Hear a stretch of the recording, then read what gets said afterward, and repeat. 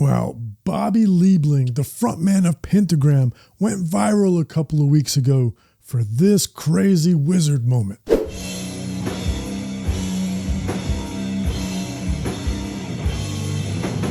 And that really got me thinking about a band being in the business for 50 years and then having their big moment from an Instagram reel. And while I'm happy for the band, I think there are some implications for society writ large. Now, of course, while I was getting my thoughts together for this episode, I had several old man yells about the kids these days sort of moments.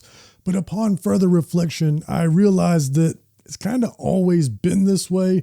And there's one thing that all of these viral moments have in common that should give us hope and make us proud. So let's talk about the good and the bad aspects of Pentagram's viral moment on episode 210 of Heavy Metal Philosophy. Welcome, metalheads. I'm the host of Heavy Metal Philosophy and writer for Metal Digest, JonBarbas. Make sure you stick around to the end of the episode for this week's Riff of the Week. So here we are. Whole new generations of people are learning about doom metal thanks to this meme moment. This is undoubtedly a net positive for metal, but I can't help but lament a little bit that this is what it took. Pentagram just released a new record called Lightning in a Bottle at the end of January, and it was generally well received by doom metal fans. By the way, quick aside, am I the only one that's commented how weird it is that they just released an album called Lightning in a Bottle and they just captured lightning in a bottle on Instagram? Anyway, their new record was performing at a very respectable level, especially given the band's history. But I think that it probably wouldn't have gone much further than that if that reel hadn't have gone viral. Their numbers jumped almost 4x. But the question is, why did the reel go viral? Well, I think the answer to that is the same as what I pointed out in my most recent episode about modern deathcore. The answer is people are drawn to novelty. We've all seen thousands of bands rocking out. If you see some ordinary middle-aged dudes playing 70s rock, you're never going to call your friends and go, "Dude, have you seen this?" Because they have seen it. But Pentagram, on the other hand, and Bobby Liebling especially, are anything but ordinary. The internet beheld this wizard astral projecting into another realm, and they couldn't hit the share or remix button fast enough. This is going to be one of those timeless, multi-use memes like Crying Jordan or Pointing DiCaprio. These people had never seen anything like this before, and their friends hadn't either. That's novelty. And unfortunately, that's what it takes to get the public's attention these days. For artists, this is a double-edged sword because on the one hand, you've got these great tools that can help you share your art with worldwide audiences. But on the other hand, everyone is using these tools and it's become an arms race for who can become the next viral star. Everyone is competing for your attention. This includes big corporations, which means record companies. Record companies are aware of this and they've begun forcing their artists to use TikTok. Back in 2022, Halsey made a TikTok that shined a light on this practice. She said, quote, "Basically, I have a song that I love that I want to release ASAP, but my record label won't let me. I've been in this industry for 8 years and I've sold over 165 million records. And my record company is saying that I can't release it unless they can fake a viral moment on TikTok. Everything is marketing and they do this to basically every artist these days." And what's crazy is Halsey is an enormous star. And she's not alone either. Other big artists like Ed Sheeran or Gavin DeGraw have also been subjected to this reality. I don't want to be on TikTok, but my label told me that I have to. And thankfully, metal has been somewhat shielded from this because by its very nature, metal is difficult to make viral moments out of. But that's been changing recently with bands like Bad Omens and Sleep Token. And now Pentagram. And the pressure from record labels isn't just on existing artists. Independent, unsigned bands should also be aware of this because the labels are looking for you to have a social media following before they sign you. Rick Beato made a video on this. I ran across this video the other day. This is an executive, president actually, of Warner Music Group in the UK. His name is Joe Kentish. I'm going to play it and then kind of tell you what's going on, what he's actually trying to say, but not really saying. Let's check it out. The pressures on artists are more than they've ever been.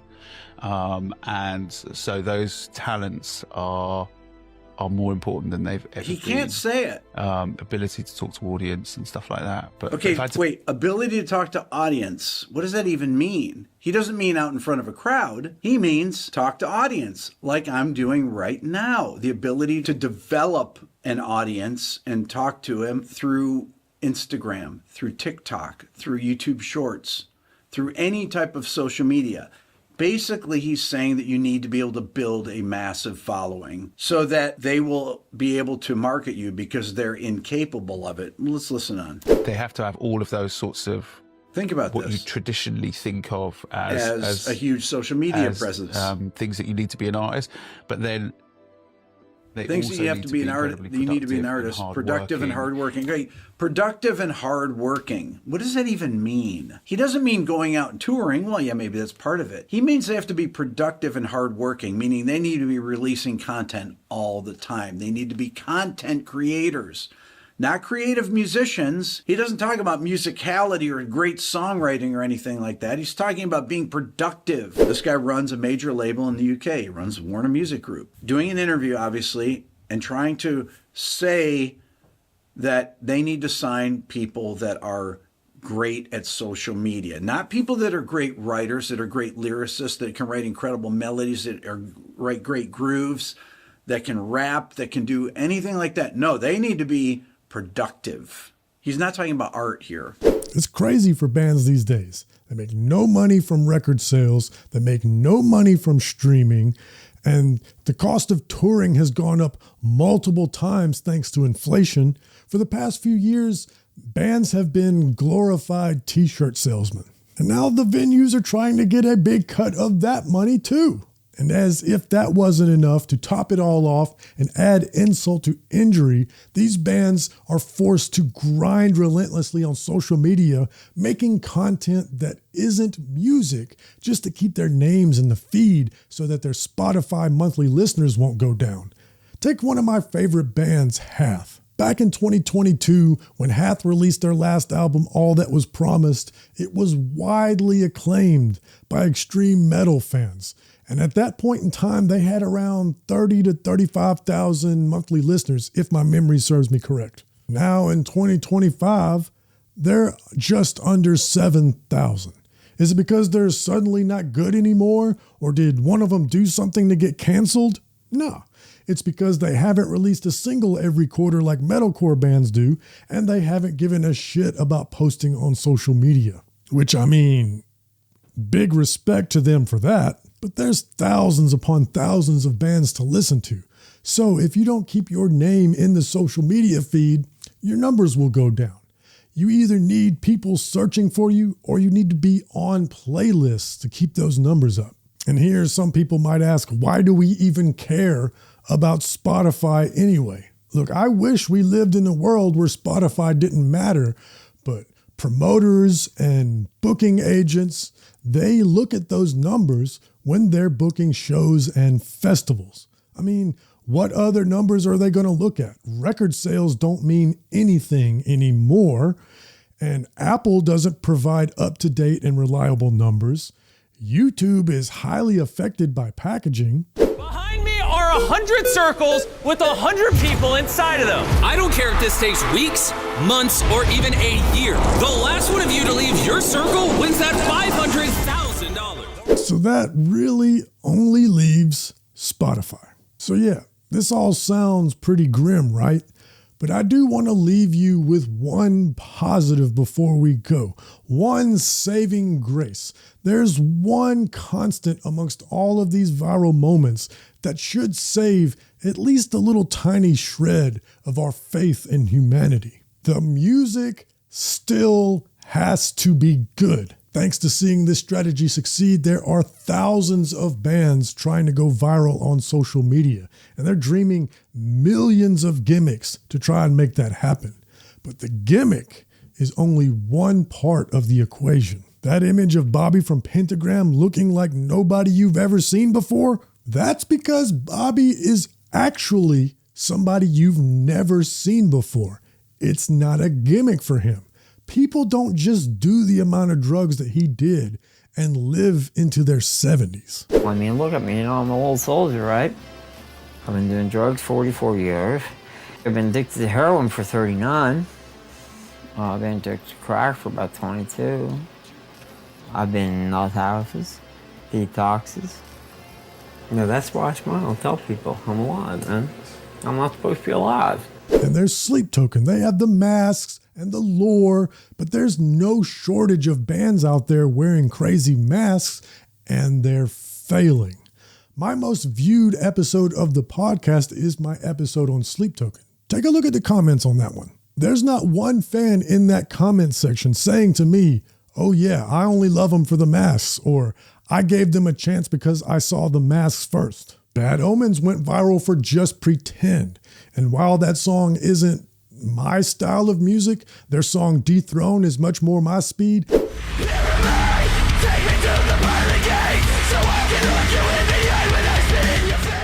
Still, Just Pretend is an undeniably well-written pop song. Nobody in the history of ever listened to that song for the first time and thought to themselves, yeah, I just don't think lots of girls would like this song. And the same goes for Pentagram. That song, The Ghoul, that riff is the perfect riff to accompany that image of Bobby perceiving the very fabric of space and time.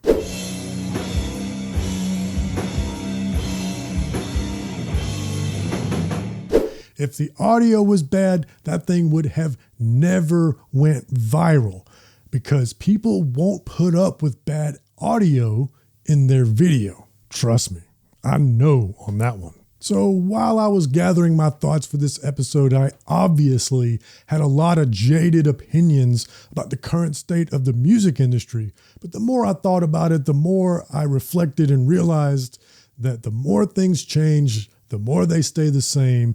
And we have always been on this chase of increasing novelty. The attraction has just always been with us. First, there was jazz and blues and speakeasies and seedy underground clubs all throughout the country. And then we ramped it up and Elvis gyrated his hips on the Ed Sullivan Show. And then Blue Oyster Cult and Led Zeppelin and Deep Purple, they made rock and roll much heavier. And then Black Sabbath invented doom metal. And then people wanted it to be even heavier. So we got Iron Maiden and Judas Priest. And then we wanted it heavier and faster. And we got Metallica and Slayer. And then bands wanted to get even heavier. So we got death metal like Morbid Angel and Suffocation. And then the way to get noticed was to be even more evil. So we got the second wave of black metal. And then when metal couldn't physically get any heavier or more technical, then we got nu metal and metalcore. And now Guns N' Roses isn't a controversial band anymore. It's rather pedestrian. So we get Marilyn Manson. So really, today is no different than yesterday. We're still chasing novelty. Only the technology is different. So remember, kids, the music has to be good first. You can dream up the most elaborate gimmick ever. And if the audio's bad and the music doesn't move people, it will never go viral. This is the timeless rule, the common thread that has tied every one of these viral moments, every one of these game changers in history has had this one thing in common. The music was good. Every band I just mentioned was awesome. So with that said, I bet you can guess what this week's riff of the week is, huh? Hey, the episode's closing, and that means the riff of the week is about to play. While the riff of the week plays, why don't you mosey on down to the description below, and there you will find a link to the merch shop where you can get sweet swag like this. But you need to do it soon because it will only be available till the end of the summer. So check it out, JonBarbas-shop.fourthwall.com. Links in the description. Now let's do the riff of the week.